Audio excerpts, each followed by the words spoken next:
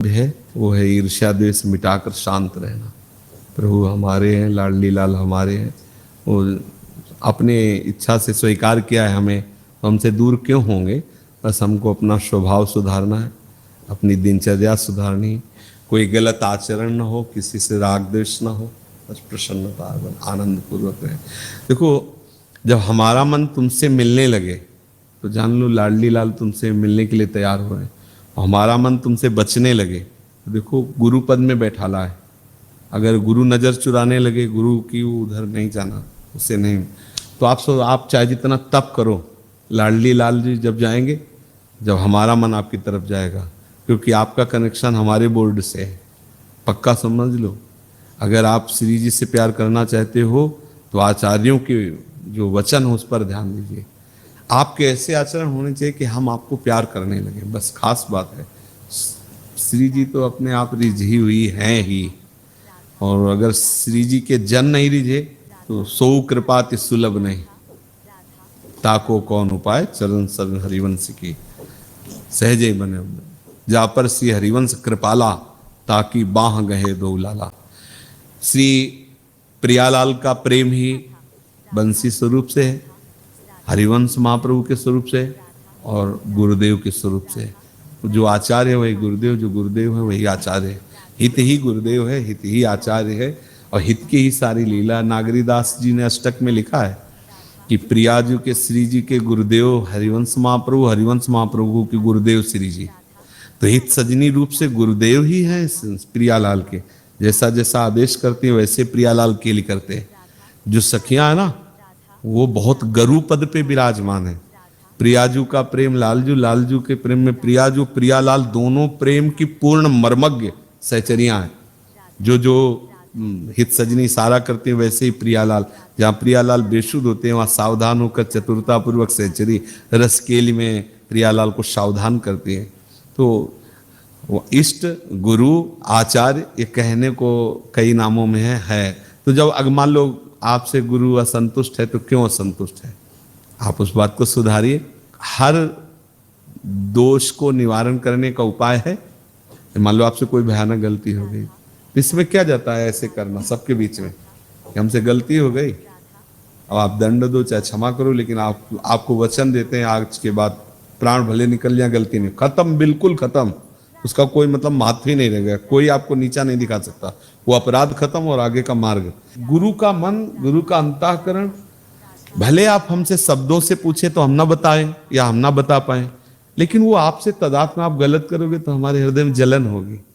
जब हमारा हृदय जलेगा तो आपको कैसे शांति मिलेगी। हमारी साधना कोई तपस्या या भजन संग्रह नहीं है, सावधानी से समझना। हमारी साधना है कि प्रियालाल के सतमार्ग से प्रतिकूल हम ना जाएं, बस। प्रियालाल किसी की साधना से नहीं मिलते। या गुण साधन ते नहीं होई, तुम्हारी कृपा पाओ कोई कोई। वह हम एक लाइन में बने रहे, एक जो हमारे आचार्य, जो गुरुजन, ये शाम पंथा जिसको कहा कि ये मार्ग है, वो उस पर खड़े रहे चुपचाप। वो हमको धक्का लगता रहेगा आचार्य रसिकों का, और हम वहां तक पहुंचते रहेंगे। अगर हमसे कोई गलती होती है तो हम गुरु के रहें, गलत कराने वाले मन बुद्धि के नहीं। ये सूक्ष्म विषय है। जैसे साधक है ना, जैसे हमसे कोई दुराचार हो गया, मान लो जैसे अभी एक दिन से पूछा कि तुमसे गलती हुई, उसने कहा गलती हुई, तो हमें गुस्सा नहीं आई और प्यार आया, और अंदर से प्रार्थना प्रभु से कि उसकी बुद्धि को ऐसा बल मिले कि वो गलती ना करे। अगर वो कहता कि हमसे गलती नहीं हुई, हम कसम खाते हैं, तो अब हमारे अंदर जो सत्य वस्तु बैठी वो बार बार इसकी तरफ कड़वी दृष्टि से देखते कि यार ये मतलब क्यों नहीं कह रहा कि हमसे गलती हुई है, क्यों नहीं कह रहा ऐसा। उन्हें एक शब्द में कहा जी हमसे गलती हो गई, अब भाई गलती मत करना। उस समय तो ये भी नहीं कहा, उस समय तो मुस्कुरा दिया और कहा ठीक है जाइए, और श्री जी से प्रार्थना कि उसको बुद्धि दो, उसको बल दो, कृपा करो, क्योंकि आप अगर बल दें तो कौन नहीं निकल सकता है। तो हमने ये अंतःकरण की अपनी धरा देखी, जैसे आपसे कोई गलती होती है आप बता देते हो और आप गलती स्वीकार कर लेते हो तो कृपा बरसती है। देखो ये दरबार हमारी श्री जी का, जहां गलती साबित हो जाने पर दंड दिया जाता है वहां कृपा बरस, मतलब आप हमसे कहें कि हमारे लिए श्री जी से प्रार्थना करें तो गुस्सा आएगी, वो आप गलत हैं, आप सभा में कह दिए, आप हमसे कह दिए, हमारे पूछने पर या अपने आप, तो अपने आप मन श्री जी से बात करने थे। श्री जी आप कृपा करो तो क्या नहीं हो सकता, आप कृपा कर दो, आप कृपा कर। तो ये मतलब गुरुजनों के मन से आपको प्रतिकूल नहीं होना। आपका मन बुरा करवा रहा है, अगर आप अपने मन की गुप्तता को प्रकाशित कर दें तो आपका मन ठीक हो जाएगा। होता क्या है कि आप गुरुजन के तो प्रतिकूल हो जाते हैं, लेकिन उस मन के जो आपको बुरा करवा रहा है आप उसके प्रतिकूल नहीं होते। ये सबसे बड़ी हानि है। हिम्मत नहीं होती ना, आप में हिम्मत नहीं होती। ये अध्यात्म बल होना चाहिए कि यदि आपसे गलती हो रही है तो सभा में कह देना चाहिए। आप फिर उसका चमत्कार देखो, मतलब निर्लज्ज हो जाना चाहिए इस विषय में। मन के जो अंतःकरण की गुप्त पापाचरण है वो कह रहे कि भाई ऐसा ऐसा है और ये नीच मन जो है हम आपके हैं, लेकिन ये ऐसा ऐसा। तो धीरे धीरे मतलब इसका प्रभाव पड़ता है। फिर वो उसी समय देखना मन में आने लगेगा, अब नहीं करेंगे। मन में आने लगेगा यार उठो, सब लोगों की दृष्टि में आ गए कि हम तो, वो मतलब एक माहौल बनता है जिससे वो भगवत कृपा उसको फिर धीरे धीरे उठाती है। जैसे हम अपने दोषों को छुपाने लगे तो बाबा ने देखो अपनी छाती में कल दिखा था, लिखे हुए थे कि आप प्रिया प्रीतम इष्ट के सीसी कैमरे में है। मान लो ये सौभाग्य जो हम आपको, जैसे हमें सौभाग्य मिला, हमारे गुरुदेव विराजमान है, उनको पद सुना रहे हैं, वो हमारी तरफ देख रहे हैं।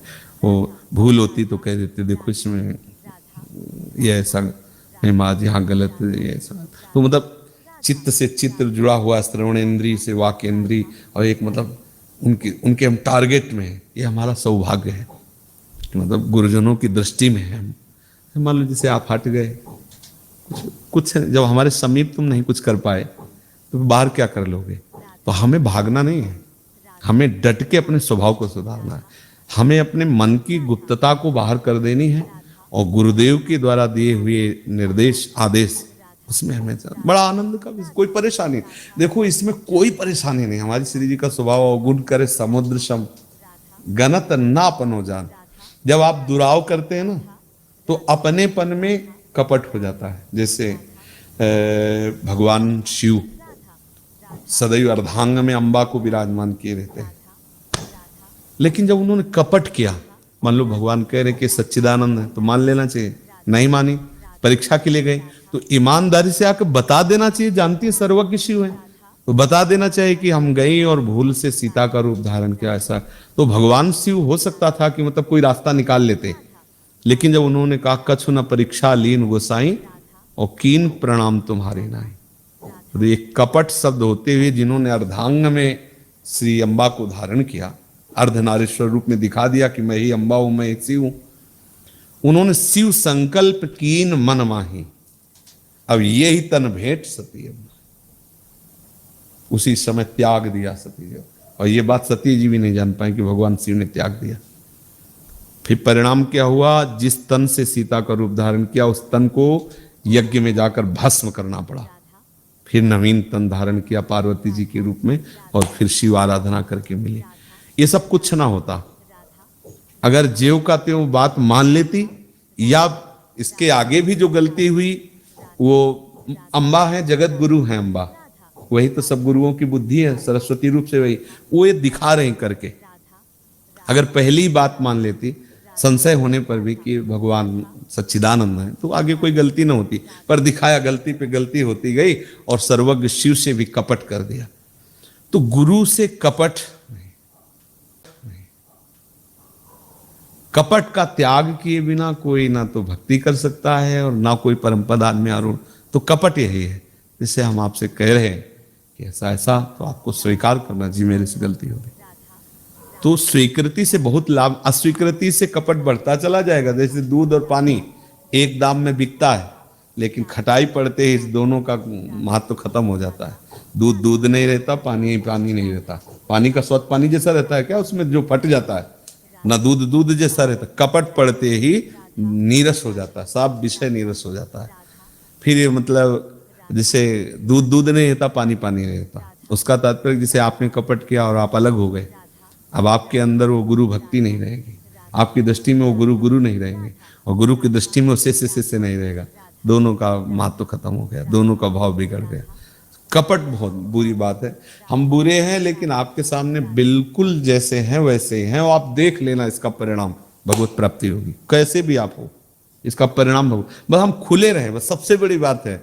मोहि कपट छल छिद्र न भावा। जो हम दोष करते हैं, कपट करते हैं, वो प्रभु को अच्छा नहीं लगता।